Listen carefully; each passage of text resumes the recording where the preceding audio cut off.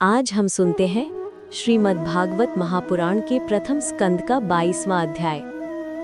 इस अध्याय की शुरुआत होती है हस्तिनापुर से, जहां पांडवों को ये दुखद समाचार मिलता है कि राजा परीक्षित को श्राप मिल गया है और वे गंगा तट पर बैठकर अपना अंतिम समय भक्ति में बिताने वाले हैं। ये खबर सुनते ही युधिष्ठिर, भीम, अर्जुन, नकुल, सहदेव सभी के दिल में गहरी चिंता भर जाती है। युधिष्ठिर कहते हैं, परीक्षित इस वंश का भविष्य है, उसे अकेले इस कठिन समय में नहीं रहना चाहिए। फिर सभी पांडव, विदुर और अन्य राजपुरुषों के साथ जल्दी जल्दी गंगा तट की ओर चल पड़ते हैं। जब वे वहां पहुंचते हैं तो देखते हैं सैकड़ों ऋषि मुनि एक शांत वातावरण में बैठे हुए हैं और बीच में परीक्षित ध्यान की अवस्था में शांत बैठे हैं। पांडव आगे बढ़ते हैं। परीक्षित खड़े होकर नम्रता से सभी को प्रणाम करते हैं। युधिष्ठिर भावुक होकर कहते हैं, बेटा, क्या तुम इस विपत्ति में अकेले रहने आए हो? परीक्षित शांत स्वर में उत्तर देते हैं, महाराज, ये विपत्ति नहीं, ये मेरे लिए भगवान का वरदान है। अब मुझे मृत्यु का समय पता चल गया है। अब मैं ये शेष दिन सिर्फ भगवान की भक्ति में बिताना चाहता हूँ। ये सुनकर पांडवों की आंख भर आती है।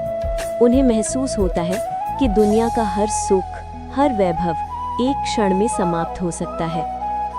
तभी महर्षि शुकदेव जी पांडवों को समझाते हैं, हे पांडवों, परीक्षित महान आत्मा है। भगवान उनके माध्यम से संसार में भागवत ज्ञान का प्रवाह करवाना चाहते हैं। अतः चिंता न करें, सब कुछ कल्याणकारी होगा। पांडवों ने शुकदेव जी के चरणों में प्रणाम किया और बोले, हे महर्षि, हम परीक्षित को आपके सुपुर्द करते हैं। कृपा कर इन्हें वो ज्ञान दीजिए जो मृत्यु को भी पवित्र बना दे। फिर परीक्षित आगे बढ़कर कहते हैं, आप सबको मेरा प्रणाम। आपका आशीर्वाद ही मेरी शक्ति है। कुछ देर बाद पांडव धीरे धीरे वापस हस्तिनापुर लौट जाते हैं। उधर परीक्षित फिर से शुकदेव जी के सामने बैठ जाते हैं, पूर्ण श्रद्धा और समर्पण के साथ। शुकदेव जी महामौन तोड़कर कहते हैं, राजन, ये संसार दुखों से भरा है, परंतु भगवान की कथा मनुष्य के भीतर प्रकाश जगाती है। अब मैं आपको वही दिव्य कथा सुनाऊंगा जो जन्म मरण के बंधन से मुक्ति देती है। और इस प्रकार भागवत कथा का अगला अध्याय दिव्य वातावरण में आरंभ होता है।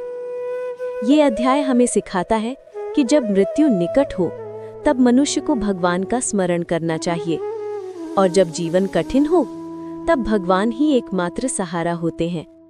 वीडियो को लाइक करें, चैनल को सब्सक्राइब करें।